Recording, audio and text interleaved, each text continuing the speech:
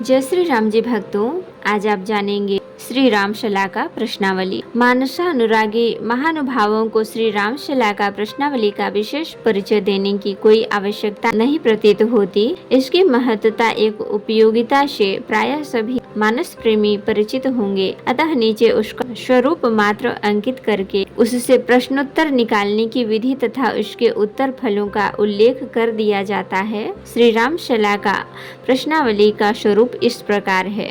इस राम शला का प्रश्नावली के द्वारा जिस किसी को जब कभी अपने अभीष्ट प्रश्न का उत्तर प्राप्त करने की इच्छा हो तो सर्वप्रथम उस व्यक्ति को भगवान श्री रामचंद्र जी का ध्यान करना चाहिए।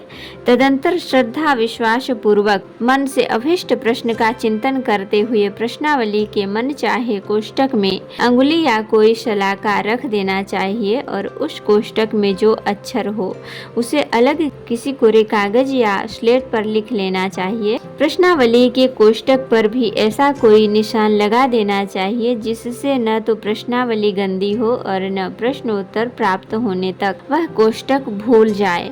अब जिस कोष्टक का अक्षर लिख लिया गया है उससे आगे बढ़ना चाहिए तथा उसके 9वें कोष्टक में जो अक्षर पड़े उसे भी लिख लेना चाहिए। इस प्रकार प्रति 9वें अक्षर को क्रम से लिखते जाना चाहिए। तब तक लिखते जाना चाहिए जब तक उसी पहले कोष्टक के अक्षर तक उंगली अथवा सलाका न पहुंच जाए।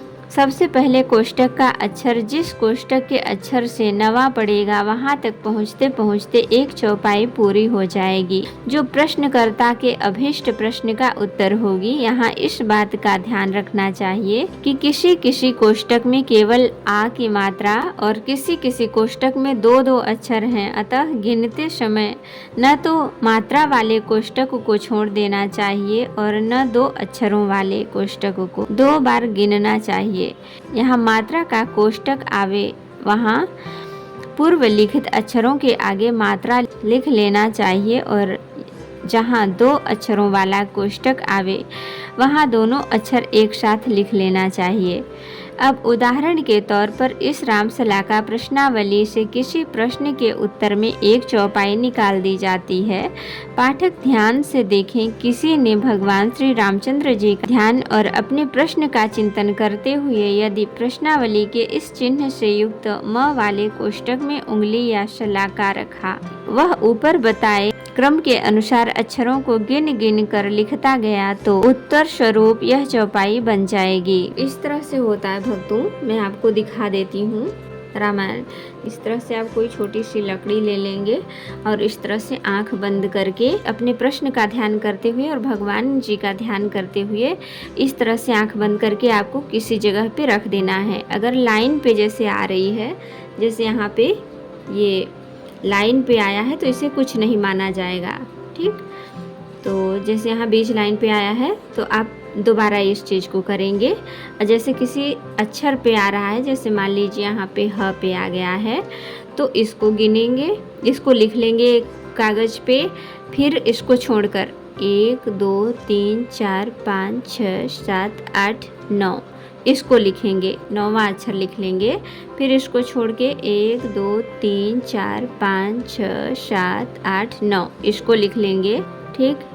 फिर इसको छोड़ के 1 2 3 4 5 6 7 8 9 इसी तरह से आप लिखते जाएंगे तो आपकी एक चौपाई बन जाएगी।